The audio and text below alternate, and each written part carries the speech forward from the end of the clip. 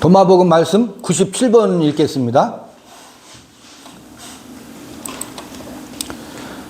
보세요. 예수가 말했다. 사실은 96번 할 때 제가 앞질러 말씀을 드렸던 거예요. 아버지의 나라는, 여기도 아버지의 나라예요. 밀가루가 가득 차 있는 단지 하나를 운반하면서 긴 길을 따라 걸어가고 있는 한 여인과 같다. 단지의 손잡이가 깨어졌고 밀가루는 그녀가 모르는 채 노상에서 그녀 뒤로 쏟아졌고 그것을 어떻게 할 수가 없었다. 종균이 들어가서 반죽을 변화시키는 원리나 밀가루가 빠져나가는 원리나 비유의 방식은 좀 다르지만 같은 원리죠. 그녀 뒤로 쏟아졌고 그것을 어떻게 할 수가 없었다. 그녀가 집에 도착하였을 때 그녀는 단지를 내려놓았고 그것이 텅 비어 있는 것을 발견하였다 그래요. 자, 여기 두 번째 나오는 게 아버지의 나라는 어떠한 여인과 같다. 두 번째 여인과 같다는 얘기가 나와요. 아까 말씀 로기온 96번에서도 어떤 여인과 같다 그러죠. 여기도 어떤 여인과 같다. 이거 여러분 기억하고 계셔야 돼요. 왜 미리 말씀을 드리면 로기온 114번이 여자가 뭐가? 남자가 되는 이야기가 나오거든. 하나님 나라는 이러이러한 여자와 같다. 하나님 나라는 이러이러한 여자와 같다. 여기 여자가 등장하지요. 그 여자의 모습이었어요. 봐요. 운영 시스템이 바뀌어요.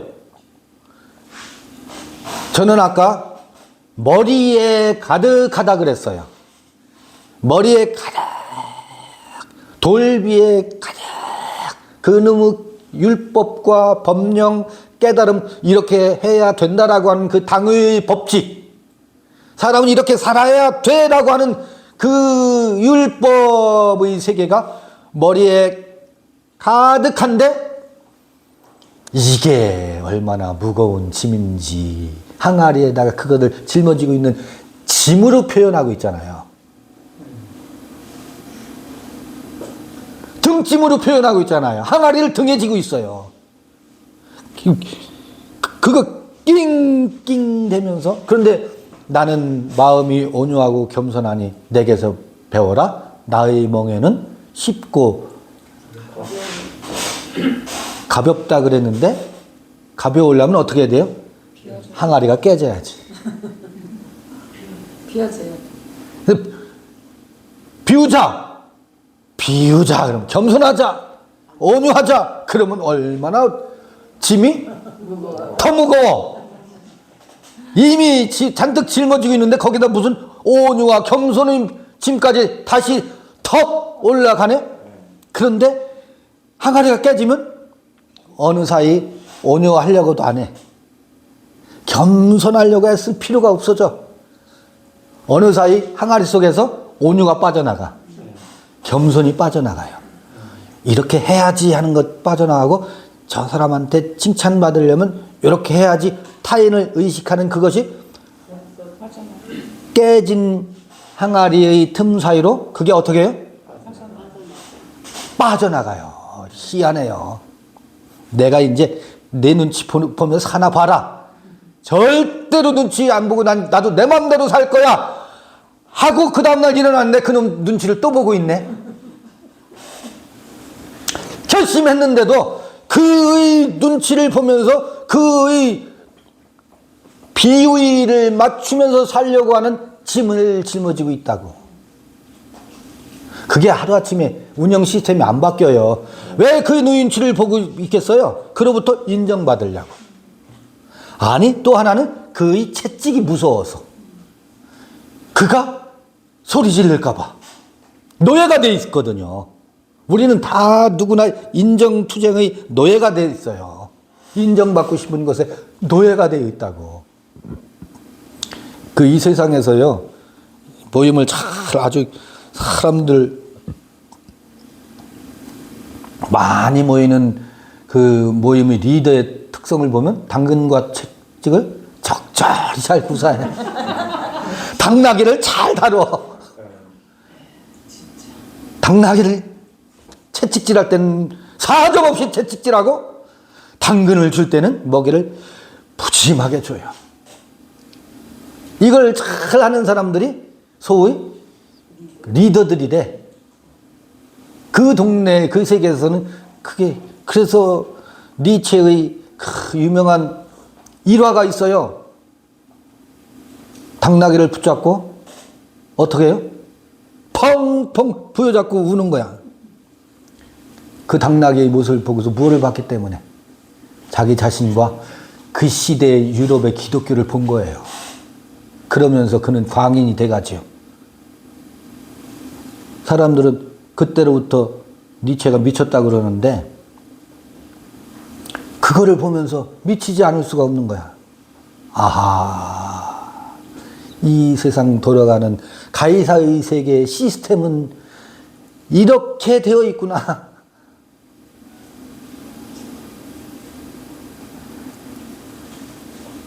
내가 채찍에 맞으면서 그렇게 컸고, 또 나는 뭐 하고 있어요? 그걸 채찍을 들고 있어. 한 손엔 뭐를 들고 있고? 당근을 들고 있고. 근데 오은영 선생의 그 우리 아이가 달라졌어요인가, 그 뭐지? 금쪽을 보면 훈육을 하려면 뭐 해야 돼요?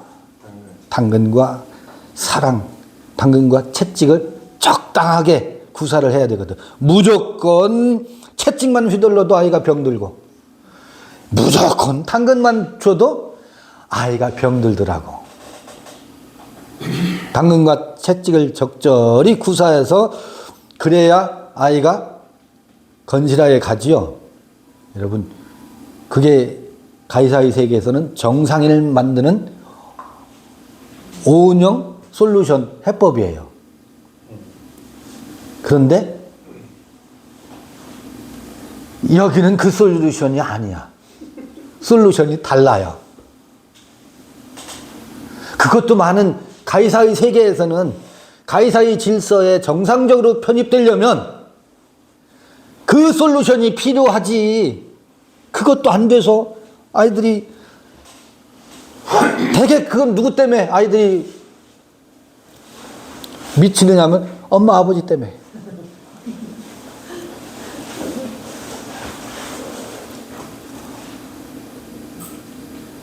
다른 얘기는 나갈 거를 제가 절제하고 있어요, 지금. 다른 얘기가 튀어나오려고 하는데, 제가 지금. 오늘, 우리의 현실이, 헤롯의 누룩 얘기는 하지 맙시다. 아, 이렇구나. 어느덧 하나씩 빠져나가요, 어느덧. 나도 모르는 사이에 하나씩 빠져나가면서 이 시스템을 새롭게 인스톨레이션, 새롭게 윈도우 운영 시스템으로 우리의 의식 세계와 마음의 세계가 바뀌어가더라. 이거를 날마다 죽는다고 바울은 말하기도 하고, 날마다 자기 십자가를 진다는 표현으로도 하고, 여기서는 금강 항아리에서 빠져나가는 밀가루로 비유하고 있어요.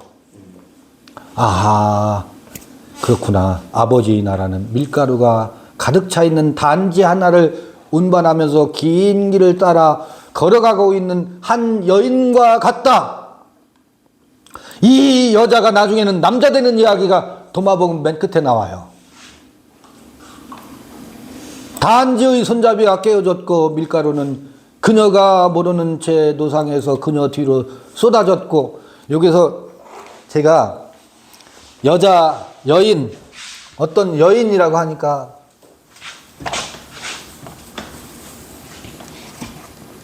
쉐키나라고 하거든. 쉐키나.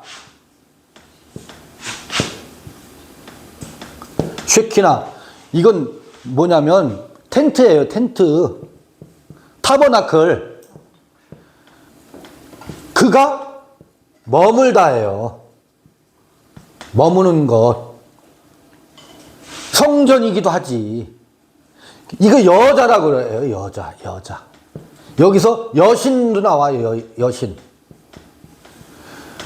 우리 이거는 뭐예요? 하나님의 신성이 머무는 여자거든. 여자라고. 케테르, 호크마, 비나,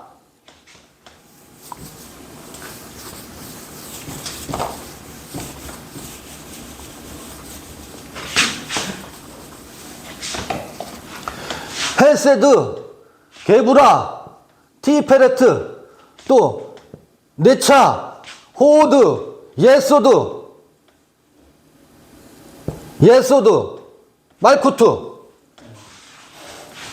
말쿠트, 여기는 뭐라고요? 여기는 여자고, 여기는 아니지, 반대는.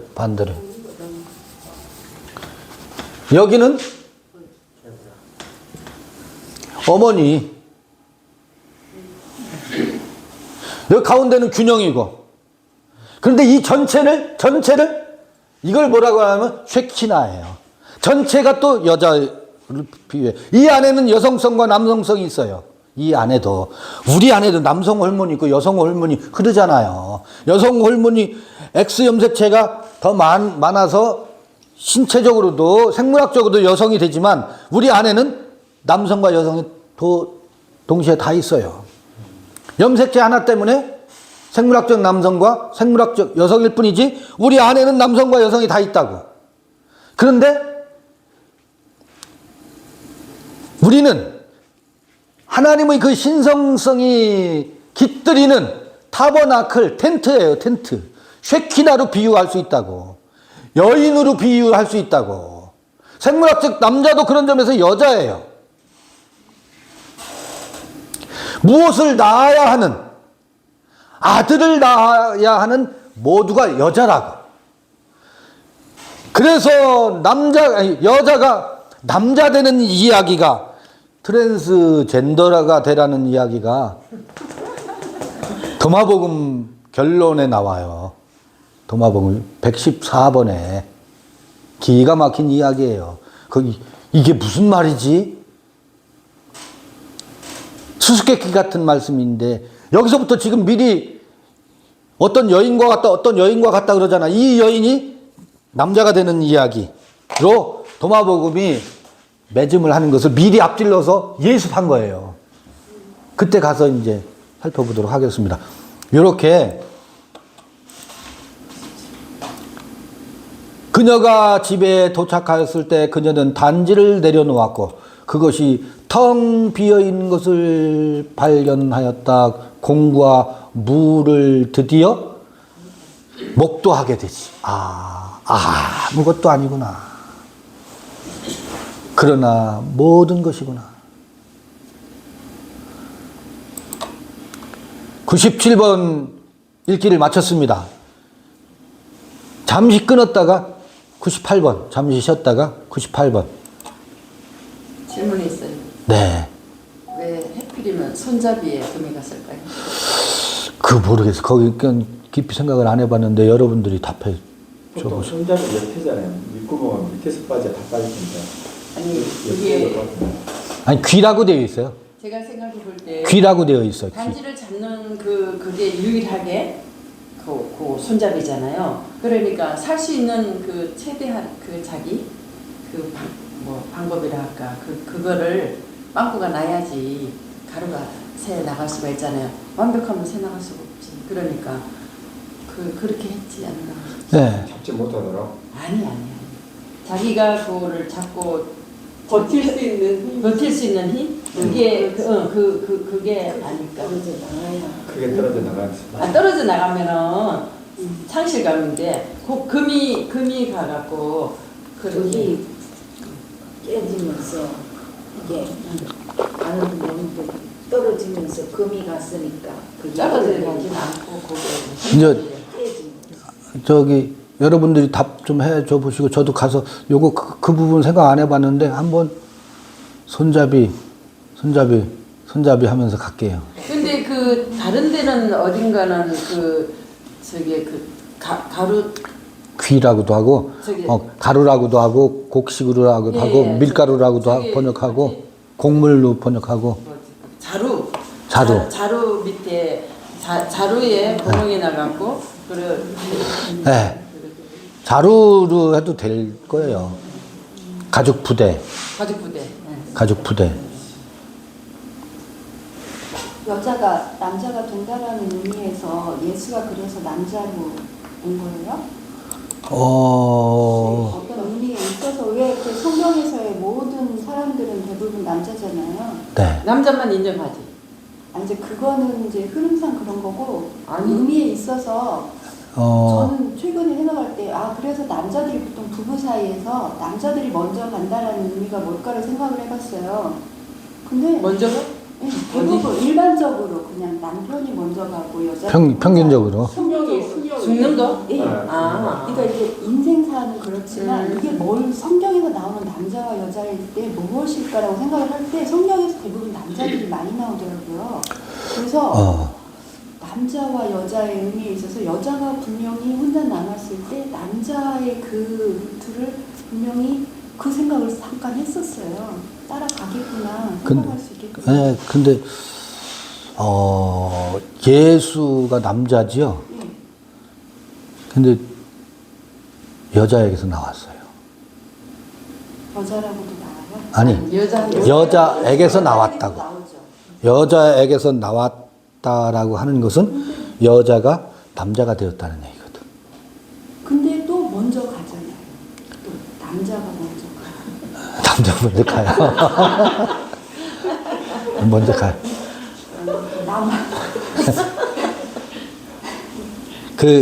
제가 이제, 아브라함도 그랬고, 아니, 성경의 이야기 속에 예수가 죽음을 맛보는 이야기를 제가 어제 그 글을 썼던 것 같아요. 예수께서 죽음을 맛보는 까닭은 남자가 먼저 가는 까닭이에요. 남자가 먼저 가는 까닭은 이 운영 시스템 업그레이드 하기 위해서예요. 그 선악 세계 선악의 시스템을 그 윈도우 시스템으로 생명의 시스템으로 인스톨 제자들 그 베드로와 제자들에게 생명의 세계관을 다시 인스톨하기 위해서 그가 부득불 선악의 정점에 영광과 존귀로 관쓰셨다. 이게 히브리서 2장 9절 나오는 얘기인데요. 이게 다 번역이 고난을 받아 죽으심으로 영광과 존귀로 관쓰셨다. 이렇게 번역되어 있거든요. 그래서 우리의 고난이 아니다. 우리가 그리스도와 함께 고난을 받고 십자가에 죽으면 우리에게 영광과 존귀로 이 다음에 우리도 관을 상급으로 씌워준다. 이렇게 돼 있다고. 전부 완전히 뒤집어 놓은 거예요. 그게. 그런 얘기가 아니라 예수는 잠시 영광과 존귀로 부득불 관을 썼어요. 어떤 영광과 존귀로 관을 썼느냐면 주는 그리스도시요 살아계신 하나님의 아들이십니다 하고 붕 띄우잖아. 제자들이. 그러니까 그 순간 뭐가 돼요? 예수는 그리스도가 되고 하나님의 아들이 된다고. 근데 그게 영광과 존귀거든. 사람들이 주는 영광과 존귀의 자리에 부득불 잠시 간다고. 그러면서 예루살렘에 갔더니 호산나 찬송하리로다 이스라엘의 왕으로 오시는 이여 하면서 예수를 붕 띄우네. 그게 세상 사람들이 주는 영광과 존귀의 관을 씌우는 거거든요. 이게 천사들의 영광이에요. 그게 무슨 얘기인지 아시겠어요? 천사들이 받는 영광이라고.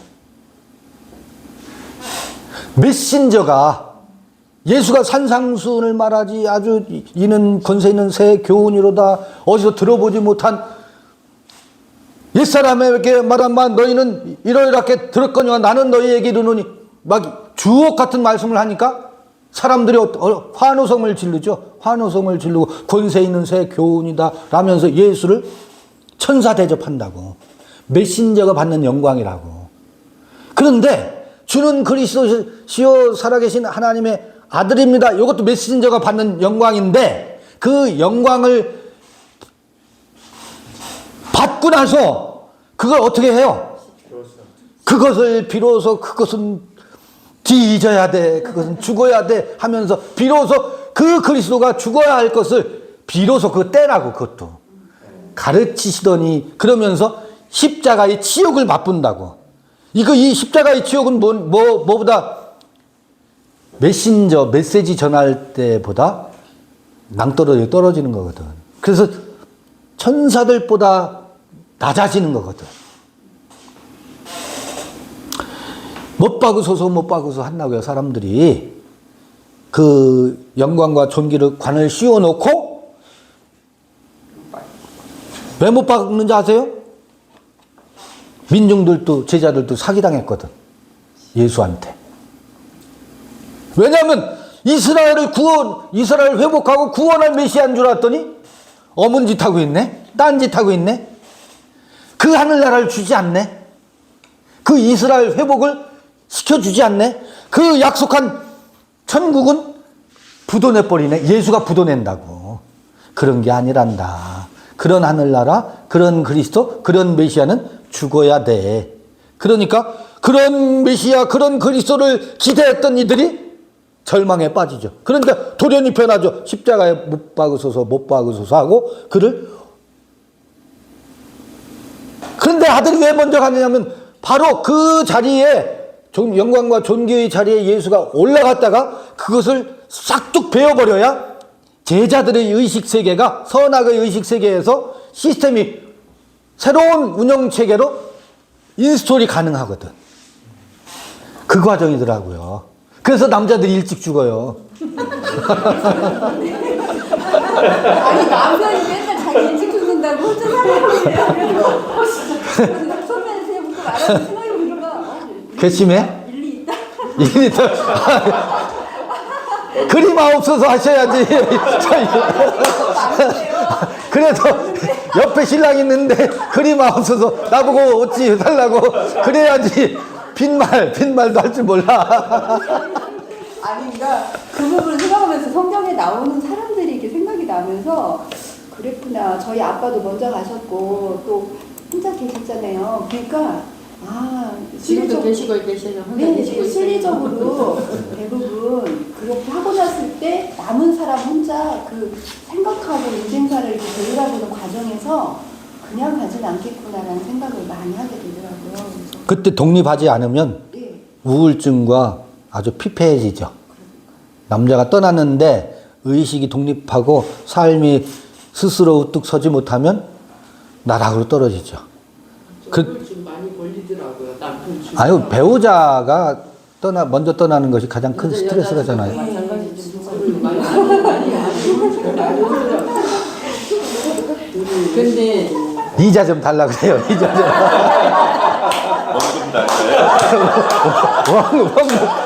원금 당줘. 빈말 이자도 못 줘. 참 재밌다. 그럼 합시다.